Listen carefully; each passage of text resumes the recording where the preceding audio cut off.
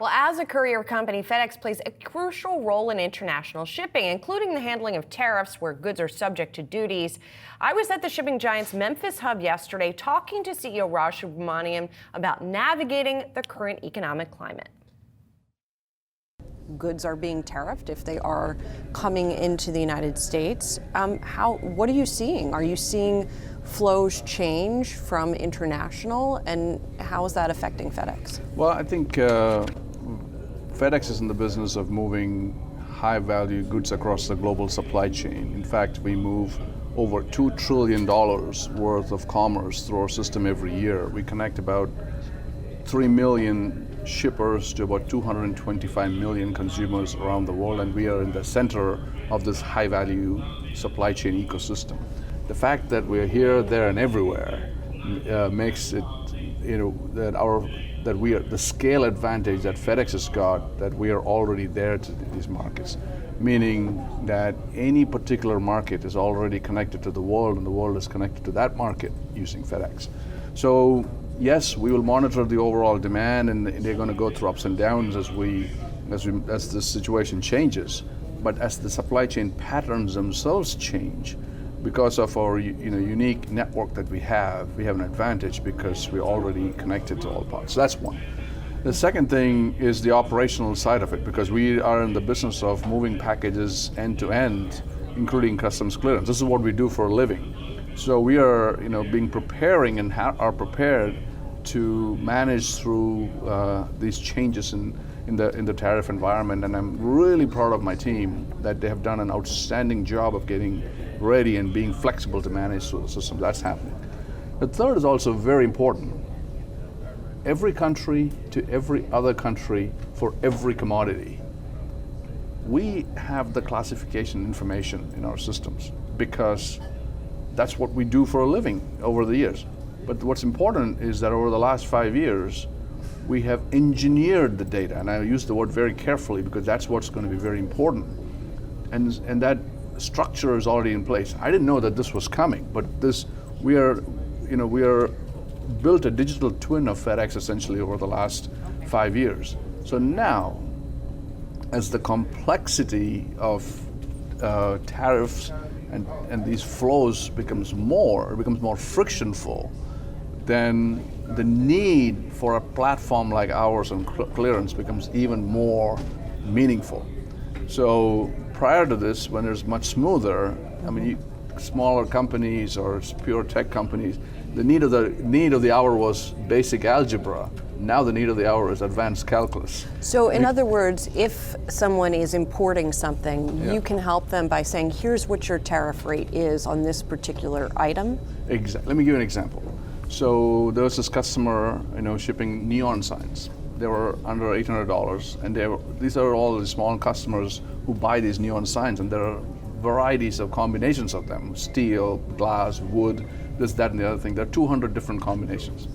Prior to this week actually, when the de minimis exemption has now been removed. Yeah, so these were like $200, $300, $400. Okay, the shipper, he just Googled up a classification code, and he just slapped them on all shipments, and it cleared.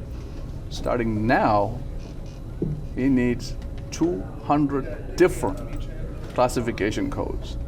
So now we have integrated their product catalog into our system, and we're auto-generating those classification codes because we have the information and Gen AI that's able to run across and being able to provide that information. So that's why I meant, the need of the hour is advanced calculus, and we can do advanced calculus. Can you charge more for that service, or is that included already in the fees that you're charging? So, I think our digital capabilities are now starting to expand quite rapidly, and I think we will be in a position to be able to provide even more advanced services to be in their workflows on the supply chain. And then we obviously will have an opportunity to create value for all our stakeholders. Are you seeing customers who have just said, I'm not going to import those items anymore because I can't afford to now pay a full tariff without that exemption. I know you said on your most recent conference call that it was a minority of your package, I believe was the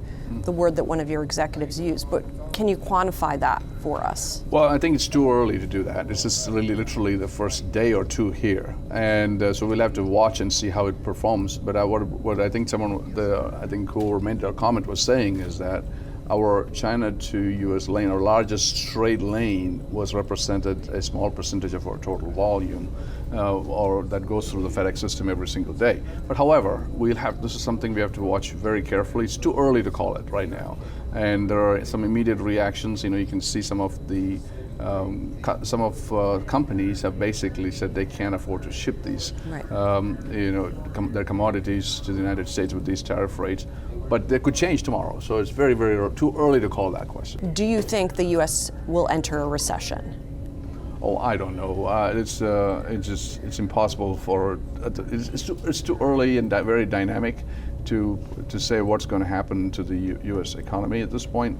We are focused on the things that we can control. That's the lesson I've learned over the last few years. So many things being very dynamic.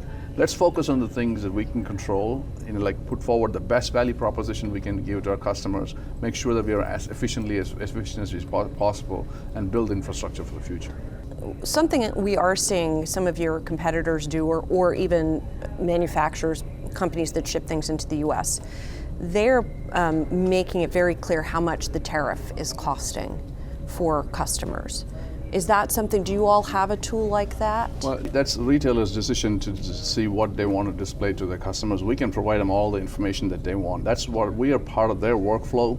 And now this clearance platform that I talked about, we're able to provide all this information. Then it's up to the retailer to decide what they want to charge and how they want to show those. Those are all policies that they'll have to decide on. We just provide the information required to do what they need to do. We're focusing on the things that we can control. We are making sure that we have them as efficient as we possibly can, creating new value proposition, both physical and digital, for our customers.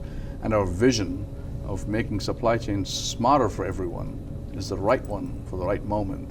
And I think we'll be very successful. We are a people-first organization from the get-go. The philosophy of FedEx is people, service, profit. This was from the very founding of FedEx.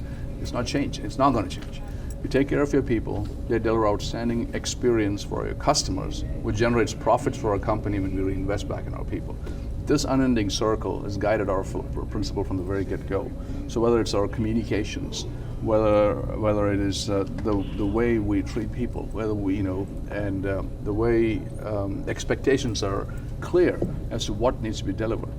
And so, this is something that we have honed over now 50 plus years, and we continue to get better, but something we are extremely proud of.